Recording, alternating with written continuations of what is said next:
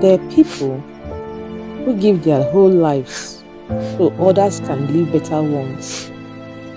Take They care sacrifice their of dreams, the children. their future, My husband, their happiness. please stay with me. And when it is finally their turn to be loved, to be helped, they are forgotten. This is not just a story. It is a painful truth. A truth that asks one question. Why do we love people more when they are dead? In the quiet, humble village of Umuagu, where lives moved slowly and everyone knew each other, lived a young boy named Igwebuike. He was barely a teenager, full of dreams, full of hope, until one day, death came knocking. His father died suddenly, no warning, no preparation, just silence and tears. That day, Igwebuike stopped being a child. His mother became a widow, and 5 younger siblings looked up to him. Hunger crept into their home. Bills piled up. The laughter in the house faded, and Igwebuike stepped up. Just when they were learning to survive, another storm came. His mother fell ill. The illness was slow, painful, and one quiet night, she called him close. "My son," she whispered weakly, "promise me you will never abandon your siblings." His voice trembled. "I promise, Mama." Moments later, she was gone. That promise changed everything. Igwebuike dropped out of school. While others chased education, he chased survival. He became a father, a mother, a provider, a protector. He cooked, he cleaned, he worked, he carried responsibilities too heavy for a boy his age. Every morning before sunrise, Igwebuike was already on the road, carrying loads in the market, doing odd jobs, saving every kobo. At night, he returned home exhausted, but still smiled for his siblings, still encouraged them, still gave them hope. People watched him and they talked. "You're wasting your life," one friend said. "They will forget you tomorrow. Focus on yourself." But one day, a man said something darker. When the burden is too much, use one of them for ritual. Your life will change overnight. Igwebuike froze, his eyes filled with anger. "They are not for sacrifice," he said firmly. "They are my family." And he walked away.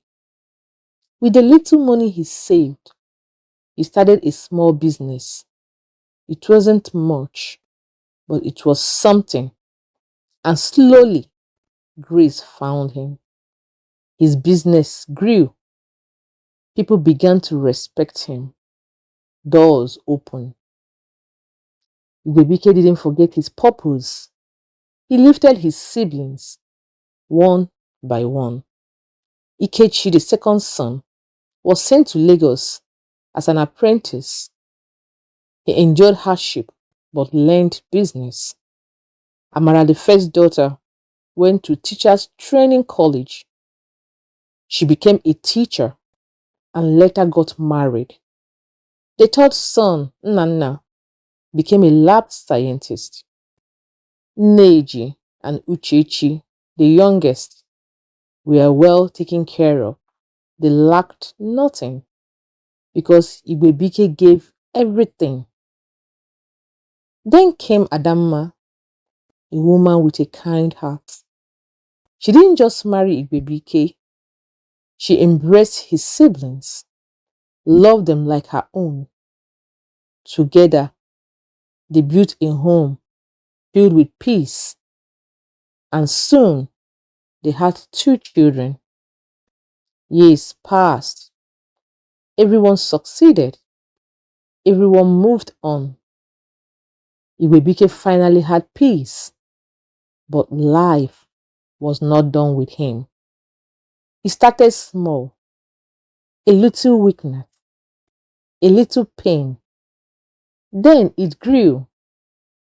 Hospital visits increased. Bills piled up. His businesses collapsed. Everything he built began to fall apart. Adamma could not bear to see him suffer. My husband, please call your siblings. You train all of them. They will help you. Igwebuike hesitated. It has not gotten to that, he said. But it had. He called Ikechi. Ikechi, my brother, things are not easy for me.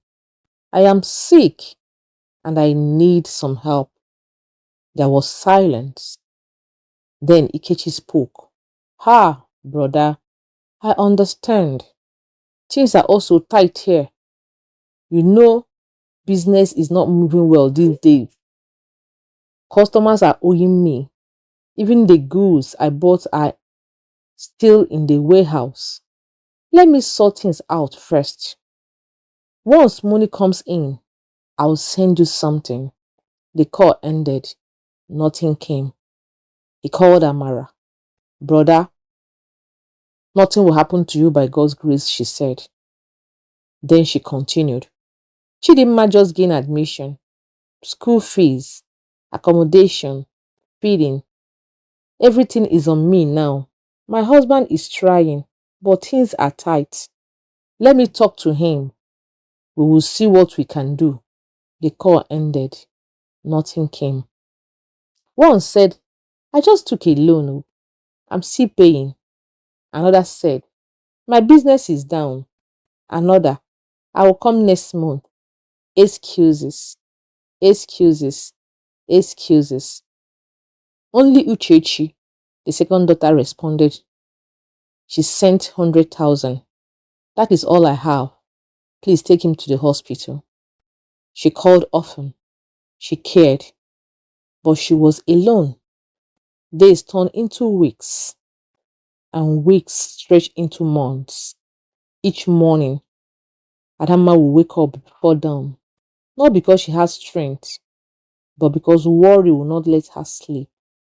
She would sit beside Igwebuike, watching his chest rise and fall slowly, as if each breath was a battle. Maybe today, someone will come, she will whisper to herself. But today always become tomorrow. No footstep at the gate, no familiar voices calling his name, no car stopping outside, only silence. The house that once echoed with laughter now echoed with suffering. The wall was painted proudly by Igwebuike himself began to peel and crack. Rain water found its way through the broken roof, dripping slowly into buckets placed around the room. Tap, tap, tap. Each drop sounded like a reminder that everything was falling apart. The sitting room furniture worn out. The once busy compound now overgrown with weeds. Inside the house, Igwebuike lay on a thin mattress, his body frail, his voice weak. Sometimes he would stare at the door as if expecting someone. Ikechi will come, he will whisper. Amara said she would try, but deep down, even he knew they were not coming. His teenage children watched helplessly, but old enough to feel the pain. Daddy, how are you feeling? Are you getting better? They will ask. And he will force a smile. Yes, I'll be fine. But Adam man knew the truth. Even feeding him became difficult.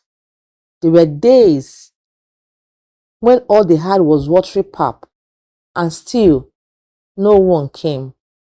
One evening, the sky was unusually quiet.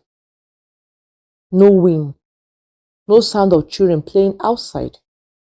Just a stillness that felt heavy. Inside a dimly lit room, Igwebuike struggled to breathe. Each breath was slower than the last. Adama sat beside him, holding his hand tightly. My husband, please stay with me, she whispered, her voice breaking. He turned slowly, his eyes weak, but filled with something deep. Not anger, not regret, just peace. As if he had accepted everything. His lips moved slightly. Take care of the children. Those were his final words. Then, silence. His grip loosened. His chest stopped rising. And just like that, the man who carried 6 lives on his shoulders, the man who became father, mother, protector, was gone. No crowd, no dramatic moment, just a quiet exit from a life filled with noise and sacrifice. Adama screamed, a cry so deep it echoed through the compound. The children began to cry. Just then, Adama's phone began to ring. Uchechi calling as usual to inquire about her brother. Instinctively, Adama answered the call. Her grief-laden voice made Uchechi freeze. Hello? Sister-in-law. Hello? The phone had already gone dead. Igwebuike was gone. The news traveled fast, faster than help ever came. Suddenly, phones began to ring. Ikechi called. What? How did it happen? Amara cried over the phone. This is so painful. He didn't deserve this. Another brother said, we must do something.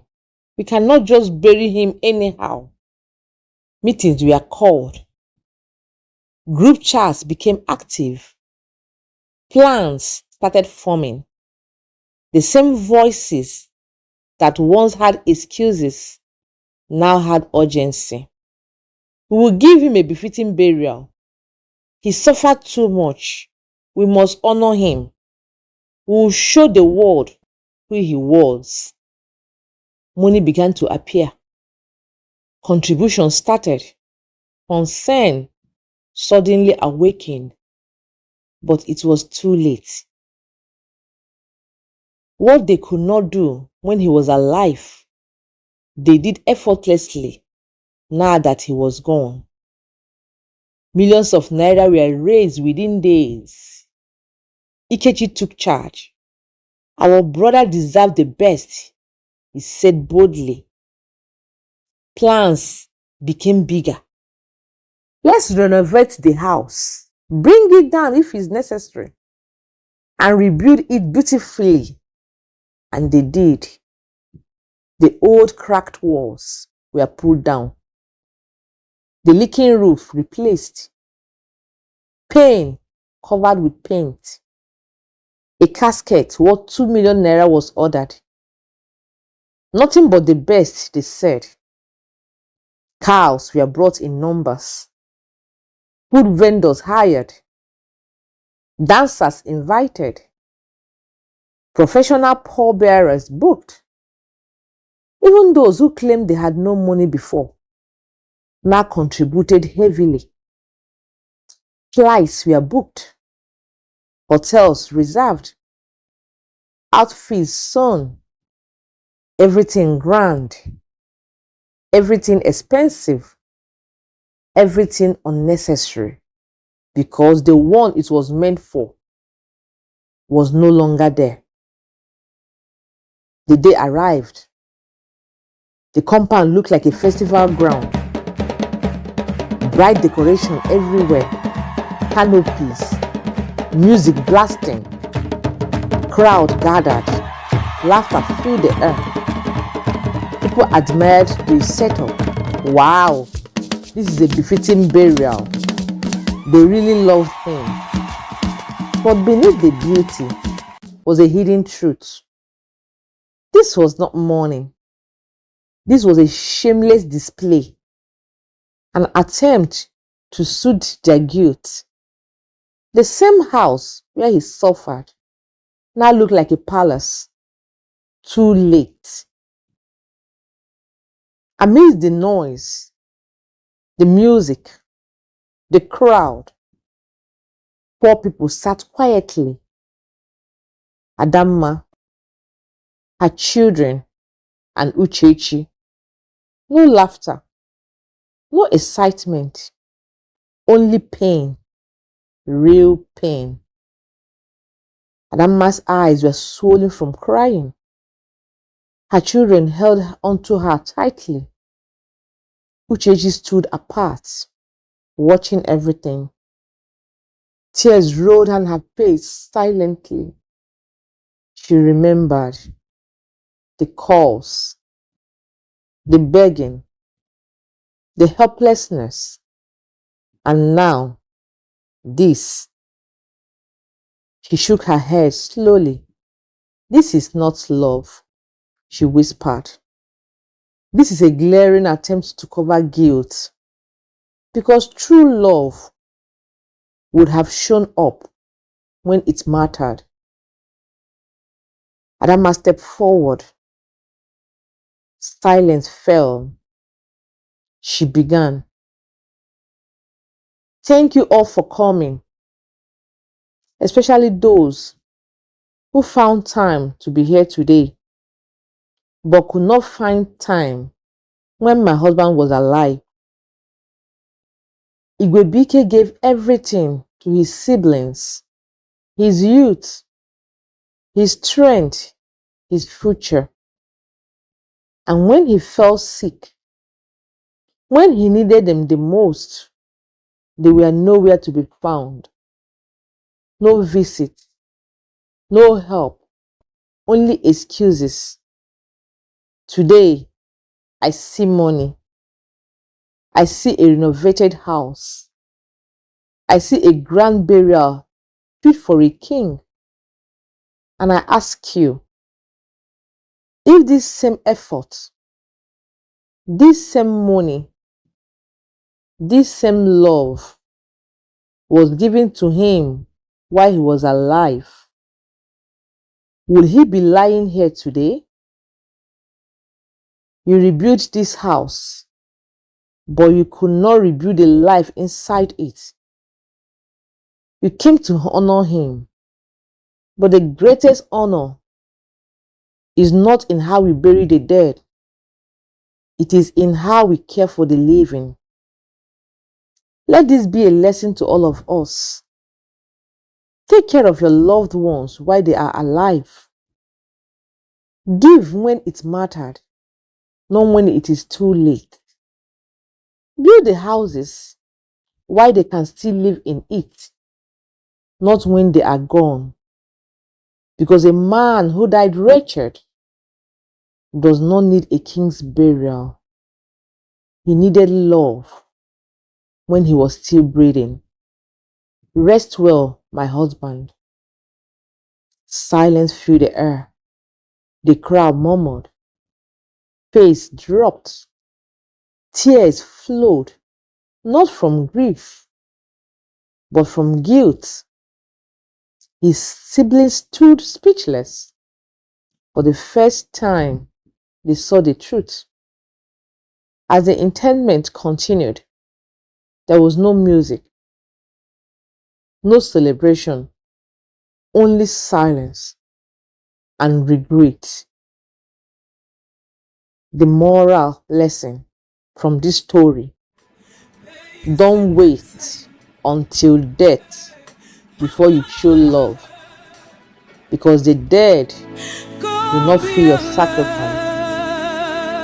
Give when it matters, love when it counts, because some people don't need a grand burial. All they need is you while they are alive. Thank you for watching. If you enjoyed this story, please don't forget to like, comment and share with someone who loves a good tale. And if you haven't already, subscribe to our channel for more captivating stories.